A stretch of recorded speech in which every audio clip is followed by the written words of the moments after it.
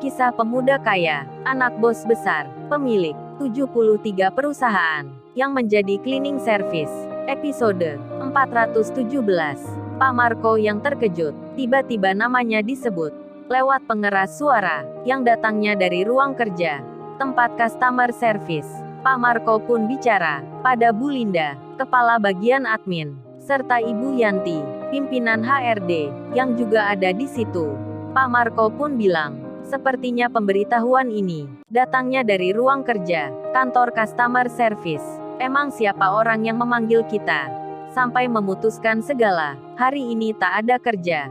Kurang ajar sekali mereka, pasti Monica bikin ulah, atau cleaning service yang kemarin datang menemui Monica, meminta seperti itu, untuk memanggil nama kita, seperti hari yang lalu. Ibu Yanti pimpinan bagian HRD, beliau lalu bilang, kayaknya itu memang benar, padahal mereka baru saja diberi surat peringatan, malah sekarang bikin masalah. Kalau gitu kita ke sana saja. Sekalian juga kita berikan surat peringatan kedua dan tiga untuk Monica dan teman-temannya. Karena sudah keterlaluan bercanda lewat pengeras suara, Pak Heri dan Ibu Linda langsung saja setuju. Begitu pula Pak Raymond, mitra dagang ilegal mereka. Pak Raymond pun sampai bilang, tapi baiknya untuk masalah ini tak ada toleransi lagi. Ingat Pak Marco, karyawan yang sering melanggar aturan, cepat-cepat saja diberhentikan. Kalau tak demikian, kedepannya akan berbahaya. Bisa-bisa kerjasama kita akan berjalan tak lancar. Mendengar hal itu, Pak Marco pun memikirkan. Lalu beliau bilang pada Ibu Yanti, yang mengurusi tentang karyawan, oh ya Bu Yanti, sepertinya kita harus tegas. Ibu Yanti berhentikan saja mereka itu. Kalau tidak pemasukan kita akan terganggu. Lihat saja ulahnya, bermain-main begitu. Bahkan langsung dikabarkan ke semua karyawan. Apa coba kalau ini tidak keterlaluan? Bu Yanti pun mengerti. Beliau lalu menjawab, baiklah Pak Marco kalau gitu. Sekarang juga akan saya keluarkan surat keputusan untuk memecat mereka. Saya akan telepon orang di kantor agar menyiapkan suratnya. Ibu Yanti pun menelpon salah satu bawahannya. Beliau lalu bilang, oh ya Edi, kamu sekarang bikin segera surat pemecatan untuk Monica, serta juga teman-temannya. Tulis nama mereka, diberhentikan tidak hormat, mendapat surat peringatan 3, lalu cepat sebarkan juga berita itu ke grup karyawan. Biar mereka malu, karena sudah berani mempermainkan atasan. Dan Edi bawahannya Ibu Yanti lalu menjawab, tapi Bu baru saja ini ada pemberitahuan, kita di sini dilarang kerja, karena ada peringatan. Ibu Yanti pun bilang, masa kamu nggak mengerti, itu Monica yang bikin ulah, karena disuruh cleaning service. Sama seperti kemarin, semua atasan dipanggil, hanya untuk hal tak penting. Pemuda tamu itu anak kuliah, yang sedang cari bahan skripsi. Memang kurang ajar sekali anak itu. Padahal kemarin sudah diusir, tapi sekarang datang lagi. Waduh benar-benar, Ibu Yanti, Pak Marco dan rekannya semua mengira hal yang demikian. Masih mengira Kenshin datang lagi ke sini, sama seperti yang kemarin.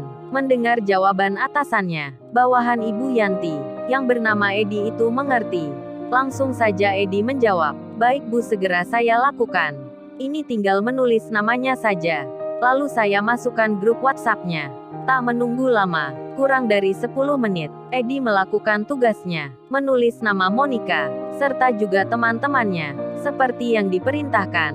Kemudian data pemecatan itu dimasukkan grup WhatsApp perusahaan. Seketika itu juga, banyak karyawan jadi tahu. Mereka terkejut sekali membaca berita, semua customer service dipecat tidak hormat. Di pagi ini, bahkan ada pemberitahuan pula, kalau semua karyawan harus melanjutkan kerja. Jangan percaya informasi pengumuman yang baru saja. Benar-benar atasan di sini, Pak Marco, Ibu Linda dan Bu Yanti, sudah membuat kesalahan yang besar sekali. Di samping tak langsung datang ke tempat customer service untuk menemui orang yang memanggilnya, malah mereka memutuskan memecat Monica dan temannya. Bahkan mereka itu melawan pemberitahuan yang baru diumumkan. Sampai-sampai orang kantor pusat yang sedang menunggu di ruang kerjanya Monica, salah satunya pun bicara, mana ini semua atasan di sini Kok belum tiba juga? Apa perlu kita panggil lagi? Dan Ibu Devi menjawab, kita tunggu 10 menit. Kalau tak datang, kita umumkan lagi. Sementara itu, berita pemecatan Monica sudah tersebar ke banyak karyawan. Hiruk-pikuk pun terjadi. Banyak di antara mereka membahasnya. Bahkan ada yang bilang, oh ternyata, pengumuman yang baru saja, itu semua karena ulah Monica. Makanya mereka langsung dipecat. Ternyata customer service-nya yang nggak beres. Sampai melarang kita bekerja. Rasain tuh kena hukumnya. Ada pegawai yang menyalahkan Monica. Ada pula yang ikut prihatin. Mereka pun bilang, kasihan sekali ya mereka. Sudah cari kerja sulit. Sekarang malah diberhentikan. Dengan tidak hormat. Begitu halnya dengan Sheila. Bersama teman-temannya. Mereka pun sedang membicarakan tentang nasibnya Monica. Sheila itu bicara, apa mungkin ya masalahnya? Karena kemarin Monica yang menerima pemuda itu, hingga bikin keributan. Pemuda itu lalu diusir. Apa Monica punya hubungan dengan cowok itu ya? Tapi cowok itu kan sudah punya cewek sendiri. Masa begitu masalahnya? Temannya Sheila menjawab, mungkin iya kali. Ngapain juga Monica sampai nekat memanggil nama atasan pakai pengeras suara? Itu kan datang dari tempat kerjanya. Pasti dia menyuruh orang untuk melakukan itu. Kasihan juga teman-temannya, sampai terkena getahnya. Dipecat juga. Dunggeri sekali ya, beritanya ini, hingga disebarkan lewat WhatsApp. Teman-temannya Sheila jadi iba. Tak sedikit pula merasa kasihan. Sedang Monica dan teman-temannya, ketika membaca kabar itu, saat duduk di tempat kerjanya, pandangan mereka nampak lesu. Rasa sedih begitu terlihat, hingga air mata pun jatuh. Monica dan teman-temannya menangis sambil melihat handphone masing-masing. Mereka tak kuat menahan beban membaca berita pemecatan kerja yang dilakukan atasannya. Seketika itu juga, orang-orang kantor pusat yang sedang menunggu bersama lagi duduk di meja bundar. Mereka pun melihatnya. Semua customer service yang di tempat kerja itu lagi menangis. Pegawai kantor pusat pun penasaran. Ada apa yang terjadi? Dan salah satunya menghampiri. Sebut saja namanya Ibu Heni. Beliau adalah staf khusus kepegawaian yang bekerja di kantor pusat. Orangnya tegas dan tak segan-segan. Ibu Heni menghampiri. Kemudian beliau bertanya, ada apa mbaknya ini semua? Kok tiba-tiba menangis begini? Apa ada masalah yang sama? Monica pun menjawabnya, oh ini Bu, kami baru saja mendapat kabar kalau kami sudah diberhentikan kerja.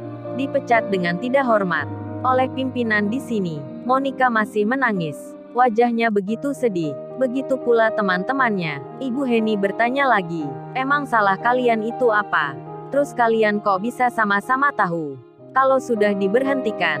Dari mana asalnya? Monica menjawabnya, oh itu Bu, mungkin salah kami. Karena kemarin mengizinkan seorang pemuda yang kerjanya cleaning service untuk masuk ke sini. Mungkin itu Bu salah satunya. Dan ini Bu baru saja. Berita pemecatan kami disebar di grup WhatsApp perusahaan. Monica pun menunjukkan tulisan pemecatan dirinya beserta info yang lainnya. Saat membaca itu, langsung saja Bu Heni marah. Beliau pun berkata, kurang ajar sekali atasan di sini. Dipanggil semua tak datang, malah memecat orang dengan seenaknya. Bu Heni yang marah sampai beliau bilang, sudah kalian jangan menangis. Jangan cengeng begitu. Kalian ini tak tahu tujuan kita ke sini. Kalian juga tak tahu pemuda cleaning service itu siapa. Sudah diam, jangan menangis. Mana pengeras suaranya? Saya pinjam dulu. Mau panggil atasan kamu. Ibu Heni pun mengambil mic-nya. Beliau lantas bicara, hei kalian yang jadi pimpinan perusahaan di tempat ini, semua harap dengarkan. Ini panggilan kedua kali. Kalau kalian tak datang juga, harap jangan salahkan kami. Kalian dipecat semua, tanpa hormat. Marco, Linda, Harry, Yanti, dan lainnya, harap segera datang. Lebih dari 10 menit, kami keluarkan keputusan. Dan ingat, jangan main-main. Serta semua karyawan yang di sini. Jangan ada yang kerja. Kalau masih melanjutkan, kalian semua dipecat juga. Perusahaan ini sudah merah. Jangan membantah perintah. Seketika itu juga, pemberitahuan tersebut membuat takut semua orang. Karena ini sepertinya bukan main-main, nampak serius sekali. Kemudian, banyak orang yang keluar. Mereka langsung saja berjalan menuju tempat customer service. Dan terkagetlah semua, nampak mobil-mobil yang bertuliskan kantor pusat sedang berhenti di depannya. Pak Marco pun sama. Ketika mendengar pemberitahuan itu, langsung ciut nyalinya. Begitu pula Ibu Linda, Pak Heri dan Ibu Yanti, serta rekan kerjanya. Mereka pun sama, menjadi takut semua. Lalu, bagaimana kisah selanjutnya? Subscribe channel ini untuk episode berikutnya. Terima kasih. Jangan lupa ya guys, untuk kelanjutan ceritanya ada di channel Story Kauri. Subscribe ya guys, dan tekan notifikasinya